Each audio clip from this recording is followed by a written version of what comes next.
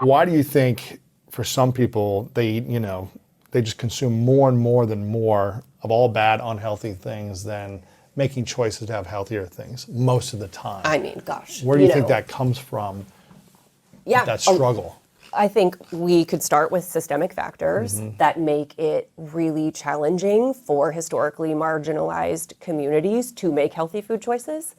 So I think the conversation around food choices has to go back to like some of the systemic factors around, there are people who live in food deserts. There are people who don't have the time or financial resources or transportation to buy healthier foods. The fact that we have systemically packaged less healthy foods or less nutritious foods and made it so affordable and cost effective. And so like there are systemic factors, there are physiological factors. Let's say people have the options. They have to buy healthy foods or unhealthy foods. Let's say there's a Sure.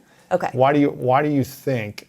Because you mentioned how okay, if my son makes this or the Cadbury egg and it like serves me in this moment to feel good or connected to my son or my mom or whatever because I'm going to eat this cake.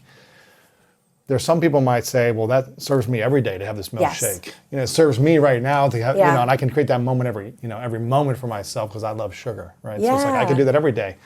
Why do you think, how do we shift it to making healthier habits and decisions when we have those options to eat healthy? Let's say some people that may not have that option, I get it. Okay. For those that do, is it emotional? Is it mental? Is there a wound inside of them? What is the thing that draws people back? I know the addictiveness of certain foods is hard to break as well. Definitely. I get that from sugar. Yeah. But is there anything else? I mean, physiologically, when we are under stress, we crave foods that give you fast, easy energy, right? We are living in like this sort of biologically mismatched time period where we have the same kind of ancient cues that we had when we were hunting and gathering in today's food landscape, where like all of the sugar and all of the energy is like immediately available to anybody at all times. And when we're stressed, the body naturally moves us into this state of like, I need quick and easy energy. And we're all stressed all the time. I know. And your body doesn't know the difference between you being super stressed all the time with financial concerns or trauma, unprocessed trauma or relationship issues, and being chased by a man-eating tiger. So like you are biologically craving these foods. And then you've got food companies who are layering salt on top of sugar, on top of fat, on top of salt, and making them, calorie dense and nutrient poor and super normally stimulating. They're designed to make you crave and overconsume. And then we're lonely and we don't have other coping mechanisms. We haven't learned or been modeled other healthier coping mechanisms, and food is really cheap and really accessible. And it tastes good. And it tastes really good, yeah. So I think there are a lot of reasons. Like it's hard to pinpoint just one. I can only speak to my own experience and my own like past unhealthy relationships with food, where it was literally like I went from using drugs and then I stopped using drugs and then I used food the way I used to use drugs. How'd you overcome that? Slowly over time, but like honestly, my first Whole30 back in 2009 was what opened my eyes up to that, because the foods that I was normally using and drinks, alcohol, work to self-soothe and relieve anxiety and numb and distance and distract during that Whole30, they weren't available to me anymore. And I still have the same feelings. And I was like, well, now I have to do something with them. Right. So, I started journaling again, and I talked more to people in my life, and I started writing more and using that as kind of an outlet to process. So for me, that was a really eye-opening experience. And I think the Whole30 can be for so many people. But Right. What are the 3 healthiest ways you self-soothe today? Time in nature, hands down. I'm an avid hiker, year-round hiker. I call it church. That's where I talk to God. It's where I talk to myself. It's where I check in. It's where I process things.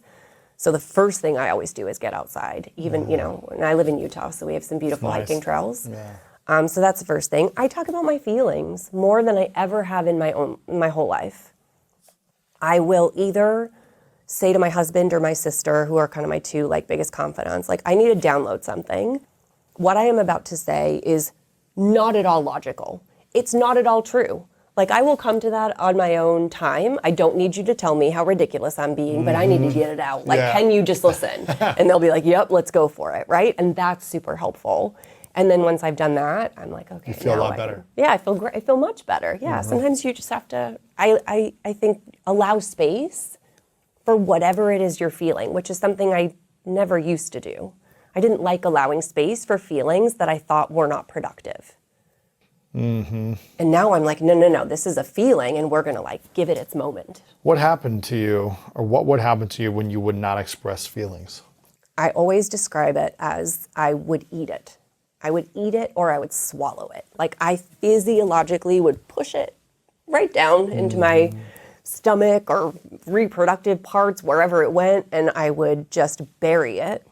And it made me really, really sick. Wow. Like physically sick and emotionally sick and spiritually sick. And yeah. So now what I do is I say, ugh, this does not feel good. Let's give it a moment. Let's just sit with it, right? I don't force myself to be grateful all the time. I don't force myself to look on the bright side if I'm feeling really bummed about something. I don't need to find a silver lining in it in this moment. Like, let's just let this suck. Feel the feelings, yeah. Yeah. It's interesting you say that because I haven't heard many women talk about stuffing their feelings and not expressing them, not having a place to talk about their feelings to at least one girlfriend or their mom or sisters. Yeah. But when I wrote the book, The Mask of Masculinity, I went on a journey of just researching. And probably, 95% of men grew up without the ability, thinking they had the ability to express their feelings. Yeah. Because of the Yes. pressures that men face as well, different from women, obviously.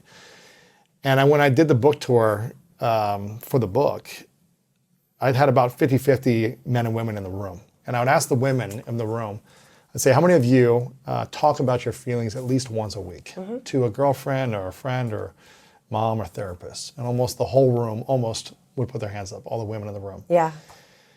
And I say, how many of you guys keep your hands up if you do this every day? You're on the phone with someone, they say yes.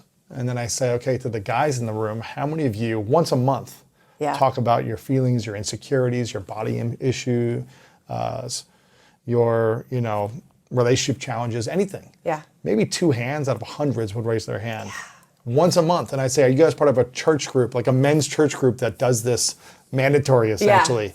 And they all kind of laugh because most of them are part of like a group that had to go somewhere once a month to talk about their feelings. Just to do it, yeah. And I said, men, how many of you do this once a year? You talk about your feelings.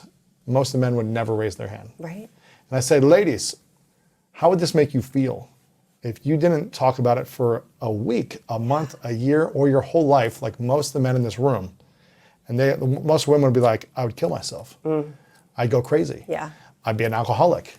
I would overeat. I would do this. And I go, Yeah. well, look at the challenges that men face as well. It doesn't mean Yeah. there's not different challenges for women, but imagine the emotional suffering that a lot of men face when they don't communicate Yes. and feel like they have a safe space to land. Yeah. Whether that be with another male friend, a female friend, or someone. Yeah. And that's why I think it's so important you're talking about this, because I think you can relate to probably a lot of men Yes. from that experience. I spent 5 years putting things up my nose.